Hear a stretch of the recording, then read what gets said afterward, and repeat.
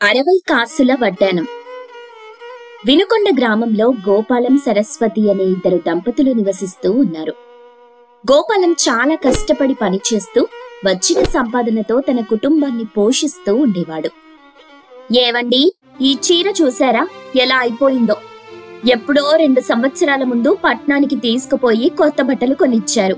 మళ్ళీ ఎప్పుడు అడిగినా పండక్కి కొనిస్తానని చెప్తారు, కానీ ఏ పండక్కో తెలియక ఇదిగో సంవత్సరాలు గడిచిపోతున్నాయి. సరస్వతి, నా సంపాదన గురించి నీకు తెలియందేముంది చెప్పు. రోజంతా పని చేస్తే తప్ప 2 వరహాలు కూడా లభించవు. వాటితోనే కుటుంబాన్ని పోషించాలి. ఇదిగో మన బిడ్డని చదివించాలి. ఇవే తలకి మించిన భారంలా ఉంటే మళ్ళీ నువ్వు కొత్తగా ఖర్చులు పెట్టించకు నాతో. లేదంటే నువ్వు కూడా నాతో పాటుగా పని చేయడానికి రా. అమ్మో, నేనెక్కడికి రాను, నేనింట్లోనే ఉంటాను. మరి నా ఒక్కడితో ఇల్లెలా గడుస్తుంది చెప్పు? నీ కోరికలు తీర్చాలంటే నేను చేస్తున్న పని ఆపేసి ఇంటికి కన్నాలు వేస్తూ బతకాలి. ఆ పని చెయ్యవయ్యా, మనం ఇట్టే ధనవంతులం అయిపోవచ్చు. ఏంటే, నీకు మతి భ్రమించిందా? దొంగతనం చెయ్యమంటున్నావు? అవును, అందులో తప్పేముంది? ఆ కృష్ణుడంతటి వాడే దొంగతనం చెయ్యలేదా? మనమెంత చెప్పండి, నా మాట విని దొంగతనం చెయ్యండి. ఏంటే నువ్వు మాట్లాడేది? ఆ కృష్ణుడు చిలిపి చేష్టల కోసం వెన్న దొంగిలించాడు. కానీ నీలా స్వార్థంతో పక్క వాళ్ల సొమ్ము ఎప్పుడూ కాజేయాలని అనుకోలేదు. అయినా ఏంటే నీకు ఇంత ధనపిచ్చి? నాకదంతా తెలీదు, మీరు దొంగతనాలు మొదలు పెట్టాలంతే. నీతో వాదించటం నా వల్ల కాదు గాని నేను వెళ్తున్నాను అంటూ గోపాలం బయటికెళ్ళిపోయాడు. పొద్దంతా పనిచేసి సాయంత్రం సమయానికి ఇంటికి చేరుకున్నాడు. ఇంటి ముందంతా సామాను గందరగోళంగా పడేసింది. ఏంటి సరస్వతి, ఏమైంది? ఎవరింట్లో వస్తువులన్నీ బయటేశారు? ఏంటి సరస్వతి, మౌనంగా ఉంటే నేనేమనుకోవాలి? నాన్న, మీరు వెళ్లిపోయిన తరువాత ఆ వీరయ్య డబ్బుల కోసం వచ్చి ఇదిగో ఇలా ఇంట్లోని వస్తువులన్నీ బయటేసి మీరొచ్చిన తరువాత ఈ విషయం చెప్పమని అన్నాడు నాన్న. ఎంత పని చేశాడు వీరయ్య?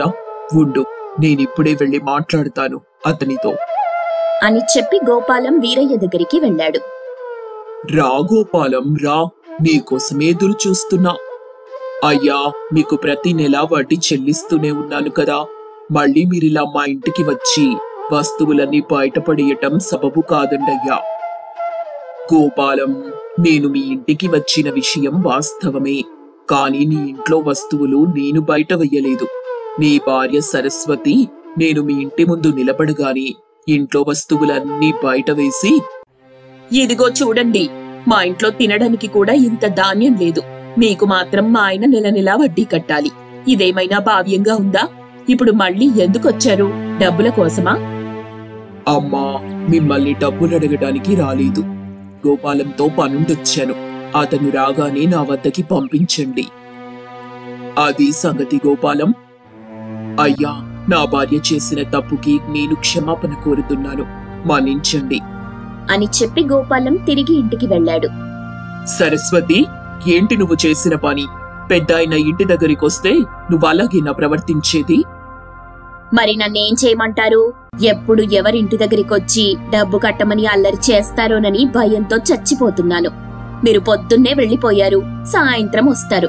అందరూ సూటిపోటి మాటలంటుంటే వినేది నేను, మీరు కాదు కదా. మరి నన్నేం చేయమంటావు సరస్వతి?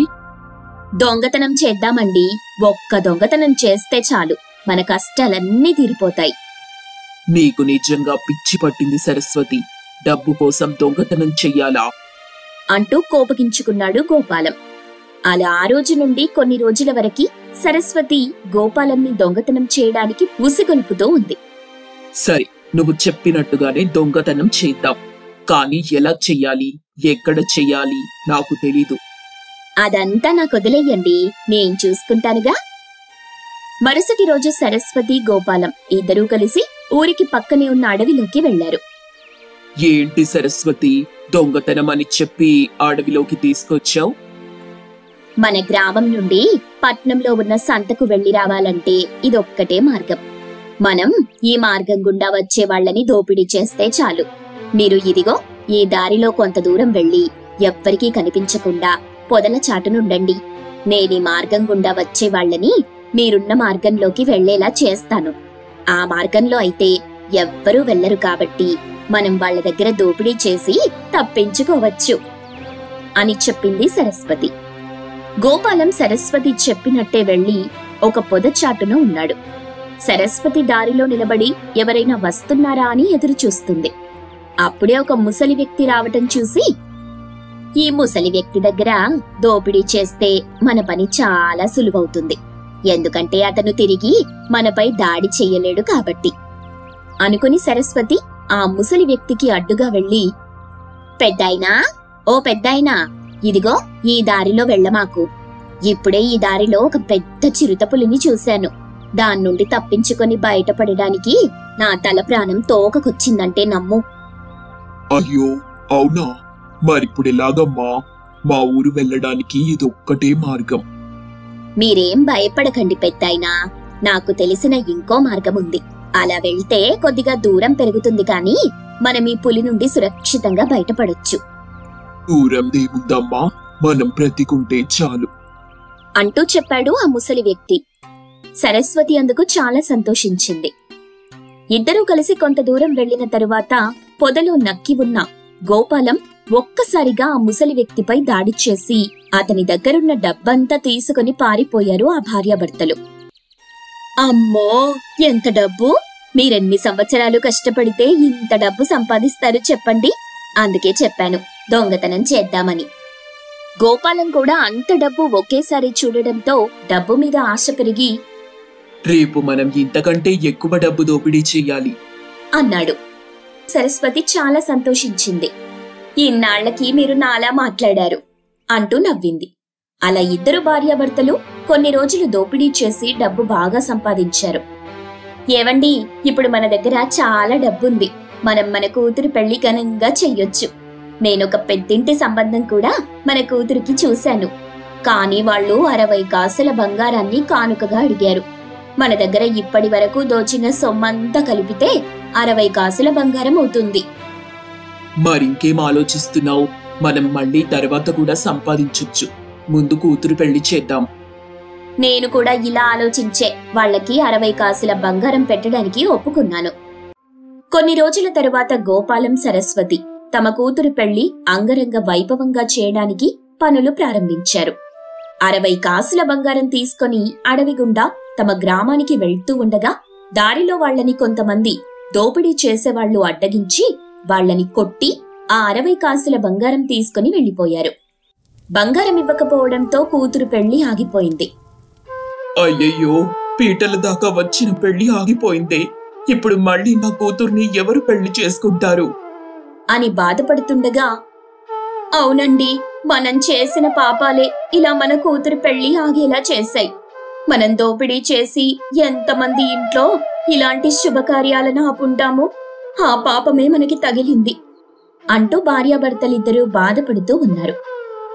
నువ్వు కష్టపడకుండా ఇతరుల దగ్గర దోపిడీ చేసి సంపాదించిన సొమ్ము ఎప్పటికీ కూడా నీకు దక్కదు. అయ్యా, నన్ను మీరు పనిలోకి రావద్దని చెప్పారంట. ఎందుకు రావద్దని చెప్పారో తెలుసుకోవచ్చా అయ్యగారు? నీకు పుట్టగానే పేరు పెట్టారా లేక పెరిగాక పేరు పెట్టారా? ఏదైతే ఏంలే, ఆ పేరు నీకు సరిగ్గా సరిపోయింది. నువ్వు పని చేసేదానికంటే నా కొట్టులో సరుకులు తినడమే పనిగా ఓ ఉద్యమంగా పెట్టుకున్నావు. ఇంకా 2 రోజులు గనక నువ్వు నా కొట్టులో ఇలాగే పని చేస్తే మాత్రం నేను నా వ్యాపారాన్ని దివాలా తీయటం ఖాయం. ఇక నీకు ఇక్కడ పని లేదు, వెళ్ళిపో. అయ్యా, మీరలా అనకండయ్యా. ఏదో ఆకలేసి కొద్దిగా తిన్నానంతే. నువ్వు కొద్దిగా తింటేనే ఇలా సగం సరుకులు ఖాళీ చేశావంటే ఇక నువ్వు తినడం అంటూ మొదలెడితే నిన్ను భరించటం నా వల్ల కాదు, వెళ్ళిపో అంటూ భీముడిని బలవంతంగా అక్కడి నుండి గెంటేశాడు అతను. భీముడు ఎంత బ్రతిమాలినా కూడా అతను వినలేదు. అయ్యో, ఇప్పుడు నేనేం చెయ్యాలి? దొరక్క దొరికిన చిన్న పని కూడా పోయింది. ఇక నాకు పనిచ్చేవారెవరు? భీముడు బాధగా ఇంటికెళ్లాడు.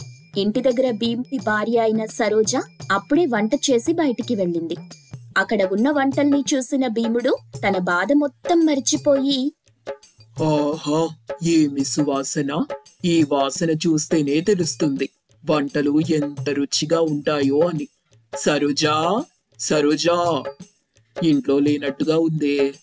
సరే, తనొచ్చేంత వరకు ఎదురు చూడటం నా వల్ల కాదు అనుకొని భీముడు తినటం మొదలెట్టాడు. అలా తింటూ తింటూ వంటలన్నీ ఒక్కటి కూడా మిగల్చకుండా తినేశాడు. అప్పుడే సరోజ ఇంట్లోకొచ్చింది. తన ఎదురుగా భీముడు గిన్నెల్లో మొత్తం ఊడ్చి ఊడ్చి తింటూ ఉండటం చూసి, ఏమయ్యా, కనీసం ఇంట్లో ఉన్నవాళ్లు తిన్నారా లేదా అని కూడా ఆలోచించవా నువ్వు? తిండి కనిపిస్తే చాలు నీ పొట్ట నింపుకోవడానికి మాత్రమే చూస్తావు, కానీ పక్క వాళ్ళకి కొద్దిగా అయినా మిగల్చాలి, వారు కూడా నీలాగే మనుషులు అని ఆలోచిస్తావా నువ్వు? ఎప్పుడు చూడు వండిన వంటంతా నీకొక్కడికే చేసినట్టే మొత్తం తినేస్తావు. నీ సంపాదనకి నువ్వు తినేదానికి ఏమైనా సంబంధం ఉందా అంటూ సరోజ తిడుతూనే ఉంది. అప్పుడు భీముడు, అది కాదు సరోజా, నువ్వు తినేసావనుకున్నా.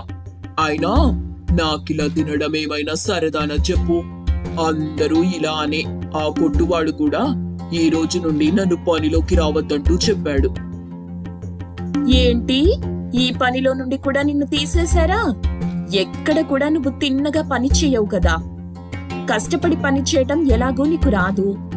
కనీసం కూర్చొనైనా పని చేస్తావని ఆ కొట్టు అతని కాళ్ళ వెళ్ళ పడితే ఆ పనిచ్చాడు. ఇప్పుడు నిన్ను పనిలో నుండి కూడా తీసేస్తే ఇక ఎట్టయ్యా మనం బతికేది?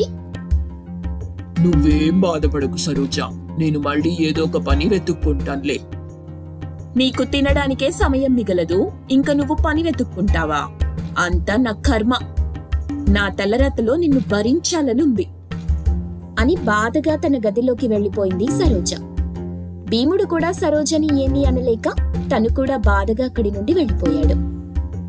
నేనెలాగైనా సరే ఈ రోజు ఏదైనా ఒక పనిలో చేరాలి, నా భార్యని సంతోషపెట్టాలి అని అనుకుంటూ పని కోసం బయలుదేరాడు. అలా వెళ్తూ ఉండగా ఒక తోట దగ్గర జమీందారు ఉండటం చూసి తన దగ్గరికి వెళ్ళాడు. అయ్యా, నా పేరు భీముడు, మీ దగ్గర ఏదైనా పనుంటే ఇవ్వండి అయ్యా అంటూ అడిగాడు. జమీందారు భీముడిని కింద నుండి పై వరకు చూశాడు. చూడ్డానికి భీముడు చాలా లావుగా ఉండడంతో జమీందారుకి బాగా నవ్వొచ్చింది. వీడేంటి గాలి బుడగలాగా ఇంతున్నాడు, సరదాగా వీడితో కాటాడుకుందాం. భీముడు, నీకోసం నా దగ్గర ఒక పనుంది, చేస్తావా? చాలా సంతోషమయ్యా, చెప్పండి, ఏ పనైనా ఇట్టే చేస్తాను. ఏం లేదు భీముడు, ఈరోజు మా పనివాడు రాలేదు, కాస్త ఈ కొబ్బరి చెట్టెక్కి కాయలు కోస్తావా? తప్పకుండా అయ్యగారు అంటూ భీముడు కొబ్బరి చెట్టెక్కటం మొదలెట్టాడు. పాపం, తన పొట్ట పెద్దగా ఉండడంతో పొట్ట చెట్టుకి తగిలి చేతులు కొబ్బరి చెట్టు చుట్టూ అందుకోలేకపోతున్నాయి. అందుకోసం భీముడు అష్టకష్టాలు పడుతూ కింద పడుతూ పైకి లేస్తూ ఉన్నాడు. అది చూసి జమీందారు కడుపుబ్బ నవ్వుకున్నాడు. చాలు చాలు, ఇంకా చాలు భీముడు, నవ్వలేక పొట్ట చెక్కలయ్యేలాగుంది. ఇదిగో, నన్ను నవ్వించిన దానికి ఈ నాణెం తీసుకో. జీవితంలో ఎప్పుడూ ఇంతలా నవ్వలేదు నీ పొట్ట అంటూ హేళనగా నవ్వాడు జమీందారు. అందుకు భీముడు చాలా బాధపడ్డాడు. ఆ నాణెం కూడా తీసుకోకుండా అక్కడి నుండి వెళ్లిపోయాడు. అలా భీముడు ఎక్కడికి వెళ్లినా తన ఆకారం చూసి అవమానించి హేళన చేసి పంపేవారు. అలా భీముడు చివరికి ఊరు చివరన ఉన్న ఒక హోటల్ దగ్గరికి వెళ్ళాడు. హోటల్లో కూర్చున్న యజమాని దగ్గరికి వెళ్లి, అయ్యా, నేను చాలా దూరం నుండి వస్తున్నాను, పొద్దున నుండి ఏమీ తినలేదు, కాస్త తినడానికి ఏమైనా ఉంటే పెట్టండి అయ్యా, ఆకలికి తట్టుకోలేకపోతున్నాను. అరెరే, అవునా, అలా కూర్చోవయ్యా, భోజనం పెట్టిస్తా. రాములు, ఇతనికి కడుపు నిండా భోజనం పెట్టి పంపించు. లోపలికి వెళ్ళు బాబు, మావాడు నీకు భోజనం పెడతాడు. చాలా సంతోషమయ్యా, మీరు చల్లగా ఉండాలి అని చెప్పి లోపలికి వెళ్లి కూర్చున్నాడు. ఇక్కడే కూర్చోవయ్యా, భోజనం తీసుకొస్తాను అని చెప్పి రాములు లోపలికి వెళ్లి ఒక అరటాకు తీసుకొచ్చి భీముడి ముందు పెట్టాడు. అరటాకులో అన్ని పదార్థాలు పెట్టాడు. ఇక భీముడు నమస్కరించి తినటం మొదలెట్టాడు. మీరు తింటూ ఉండండి, నేను వెళ్ళి తాగడానికి నీళ్లు తీసుకొస్తాను అని చెప్పి లోపలికి వెళ్లి నీళ్లు తీసుకొచ్చే లోపు భీముడు ఆకులో ఉన్న భోజనమంతా తినేసి, ఇంకా ఆకలిగా ఉందండి. రాములు ఆశ్చర్యపోయి, ఉండు తీసుకొస్తాను అని చెప్పి మళ్ళీ కొంచెం భోజనం పెట్టాడు. అలా భీముడు తింటూ ఉన్నాడు. రాములు పెడుతూనే ఉన్నాడు. అలా చివరికి హోటల్లో ఉన్న భోజనం మొత్తం అయిపోతుంది. ఇంతలో లోపలికి యజమాని వచ్చి, కడుపు నిండా భోజనం చేశావా బాబు అంటూ అడిగాడు. అప్పుడు రాములు, కడుపు నిండా కాదండి, మన హోటల్లో ఉన్న భోజనం అంతా అయిపోయే వరకు భీష్మించుకు కూర్చొని ఒక్క మెతుకు కూడా మిగల్చకుండా మొత్తం తినేశాడు. ఏంటి, భోజనం మొత్తం తినేశాడా? అది కడుపా చెరువా? ఏమయ్యా, పాపం ఆకలితో ఉన్నావని భోజనం పెడితే కుంభకర్ణుడిలా తింటావా? అయ్యా, ఏదో ఆకలిగా ఉండి. మీరే పని చెప్పినా చేస్తానయ్యా. మీ హోటల్లో ఏదైనా పనుంటే చెప్పండి. నిన్నిలా చూసిన తరువాత, నీ గురించి తెలిసిన తరువాత నిన్ను ఎవడైనా పనిలో పెట్టుకుంటారా చెప్పు? నేనే కాదు, ఈ భూమి మీదనే ఎవ్వడూ నీకు పనివ్వడు. రాములు, విన్నిక్క నుండి గెంటై అంటూ చెప్పాడు. భీముడు ఎంతో బ్రతిమాలినా కూడా వినకుండా రాములు భీముడిని బయటికి గెంటేశాడు. దేవుడా, నాకెందుకయ్యా ఇలా ఆకలిచ్చావు? దీనివల్ల నాకు పని దొరకటం లేదు. ఇంట్లో భార్యకి కూడా కడుపు నిండా భోజనం పెట్టలేకపోతున్నాను. నాకు ఈ జన్మ ఎందుకు? నేను నీ దగ్గరికే వచ్చేస్తాను అంటూ భీముడు ఒక బావి దగ్గరికి వెళ్ళాడు. అందులో ఎక్కడానికి సిద్ధంగా ఉండగా అప్పుడే భీముడికి ఒక స్వామీజీ కనిపించాడు. ఎందుకయ్యా ఇలా చనిపోదామని నిశ్చయించుకున్నావు అని అడగ్గా భీముడు తనకున్న తిండిబోతు గుణం వల్ల తను పడుతున్న కష్టాల గురించి చెప్పాడు. చూడు బాబు, ఈ లోకంలో ఒక్కొక్కరికి ఒక్కో సమస్య ఉంటుంది. ఆ సమస్యకి పరిష్కారం ఆలోచిస్తే నీవు ఇలాంటి నిర్ణయం తీసుకోవు. లావుగా ఉండడం నువ్వు నీ సమస్యగా భావిస్తున్నావు. అదే నువ్వు లావుగా ఉండటం వరంగా భావించు.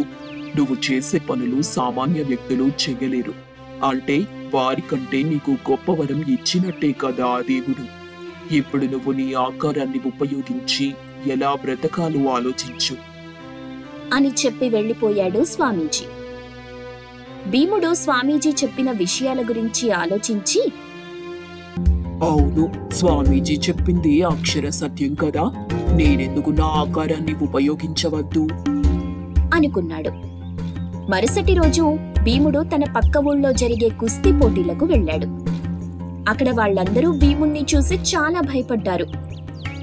నేను కూడా ఈ కుస్తీ పోటీల్లో పాల్గొంటాను. నేను ఒక్కసారి కింద పడ్డా ఓడిపోయినట్టే.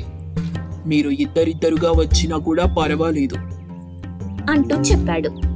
అందుకు సరే అన్నారు. అలా ఎంతమంది వచ్చినా కూడా భీముడిని ఏమీ చేయలేకపోయారు.